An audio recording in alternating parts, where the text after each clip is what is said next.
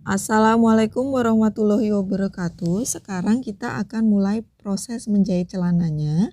Kita persiapkan pola celana depan untuk memulai membuat saku di sisi samping. Kita ukur dari atas batas rudder ke bawah itu sekitar 12 sampai 15 cm. Jadi kita akan membuat lubang untuk tangan kita seperti ini. Nah, kita tandai. Di sini saya pakai ukuran 13 cm. Nah, makin besar celananya, lubangnya makin besar, atau makin kecil juga lubangnya makin kecil. Tentu disesuaikan dengan lebar telapak tangan masing-masing. Nah, ini lalu kita bentuk serong seperti ini supaya mudah untuk menindas, walaupun lurus juga boleh. Nah, ini agak serong. Nah, ini nanti seperti ini. Kalau untuk ukuran anak-anak kadang bisa sekitaran 8 sampai 12 cm. Jadi tergantung besar anaknya.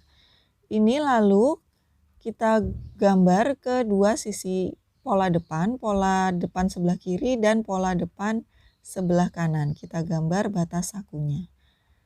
Kita ambil pola saku dalam atau pola furing dalam saku. Kita posisikan letaknya seperti ini, bagian baik kita tumpuk dengan pola depannya, bagian baik saling bertemu dengan bagian baik, sudutnya saling bertemu, berhimpit seperti ini. Kemudian kita semat, nah ini ya bagian baik saling bertemu, kita semat, dan lalu kita akan menjahit sesuai dengan bentuk lubang mulut sakunya ini. Nah, ini seperti ini nanti kita jahit sesuai dengan lubang mulut sakunya. Kita ikuti garis mulut saku yang sudah kita buat dari garis rudder hingga bentuk garis lengkungannya. Setelah kita jahit seperti ini, lalu kita kecilkan kampunya menjadi hanya sekitar setengah sentimeter. Kita tipiskan. Lalu kita cekrik-cekrik atau kita cacah kampuh yang bentuknya melengkung. Yang lurus nggak apa-apa, nggak usah, hanya yang melengkung sini. Lalu kita akan membuat tindasan di tepi mulut sakunya, di bagian dalam yang ini. Kampuh jadi ikut ke bagian dalam saku atau ke bagian pola dalam ini ya, jadi ngikut ke sini.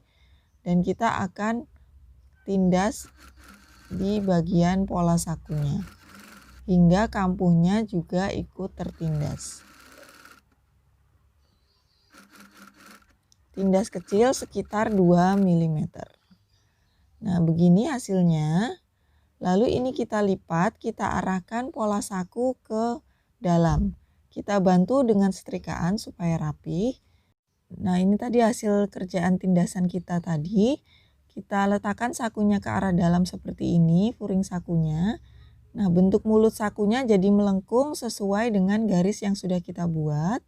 Kemudian bagian luarnya ini boleh dikasih tindasan, boleh juga tidak, gini aja nggak masalah. Karena sudah ada tindasan di dalam, dia aman. Nah, ini kalau ditindas baik, kita akan coba tindas ya. Tindasnya boleh tindas kecil, boleh tindas besar, boleh 2 lajur, boleh zigzag, jadi terserah kesukaan teman-teman. Nah, seperti ini sudah kita kerjakan sakunya dua-duanya, sudah ditindas juga. Lalu bagian pola dalam sakunya ini kita lipat ke arah atas seperti ini. Kita bentuk lipatan ke dua-duanya. Nah, ini seperti ini lipatannya, lalu kita akan jahit sisi sininya. Karena ini tipe pola memanjang, jadi lipatnya ke atas. Kalau pola melebar, dia lipatnya ke samping. Baik, kita akan mulai menutup pola saku dalamnya. Kita jahit dengan kampuh kira-kira 0,5 sampai 1 cm. Setelah kita tutup saku dalamnya, ini lalu sisa kampuhnya kita obras. Nah, setelah itu kita akan menyambung sisi. Sebelumnya kita amankan dulu titik-titik di beberapa titik di saku ini supaya tidak geser ketika kita proses menjahit. Kita semat dengan jarum. Dan bagian luar penampakannya seperti ini. Nah, begini ya hasilnya. Nah, ini kita semat supaya nanti mudah ketika kita menyambung sisinya.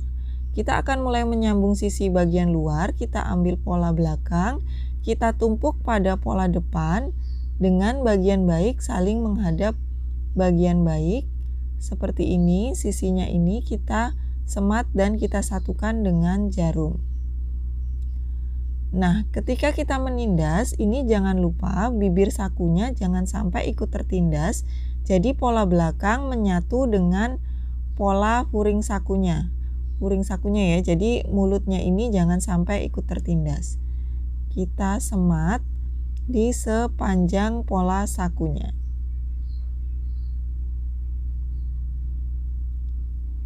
Nah, setelah kita semat, baru kita mulai jahit dari atas sampai ke bawah. Ini sambil diraba-raba ya, jangan sampai mulut saku ikut tertindas. Lalu ketika sampai bagian bawah, ini bagian lengkungan atau batas lengkungan saku, ini kita jahit bolak-balik maju mundur supaya jahitannya kuat dan saku tidak mudah robek. Setelah itu kita lanjutkan perjalanan menjahit hingga bagian bawah sakunya. Setelah dijahit, ini kampuhnya kita obras tutup. Dan kita lakukan proses penyambungan sisi luar ini di kedua pola celana. Nah, sudah selesai disambung, sudah selesai diobras. Ini kampuhnya, lalu kampuhnya kita arahkan ke pola belakang sini ya.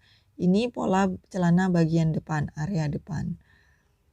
Nah, penampakan bagian sakunya ini seperti ini, sudah jadi.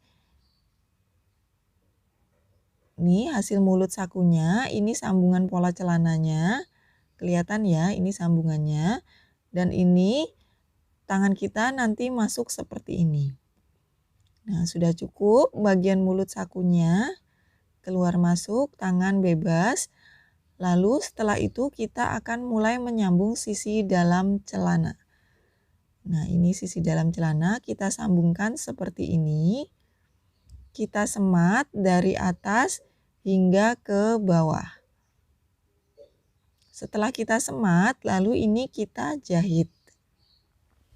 Sebelum kita mulai jahit, saya jelaskan dulu mengenai kampu cermin. Nah, kampu cermin ini harus mengikuti bagian atasnya, garis atasnya. Jika garis atasnya kita lihat dari sini ke sini makin melebar, maka kampu cermin juga harus lebih melebar. Jarak kampu sini misalnya 1, maka di sini juga harus 1. Nanti hasilnya agak melebar. Nah, kampu cermin ini perlu supaya nanti kelim bagian bawah jadi rapi. Baik, kita akan jahit dari atas sisi dalam hingga bagian bawah. Ingat, kampu cerminnya jangan lupa mengikuti bagian atas, ikut agak melebar. Nah, sudah selesai seperti ini sambungan sisi dalam. Kita obras, lalu kita arahkan kampuhnya ke pola bagian belakang celana. Nah, ini kampuhnya. Setelah diobras, kita arahkan ke bagian belakang celana. Lalu kita akan lanjut proses sambung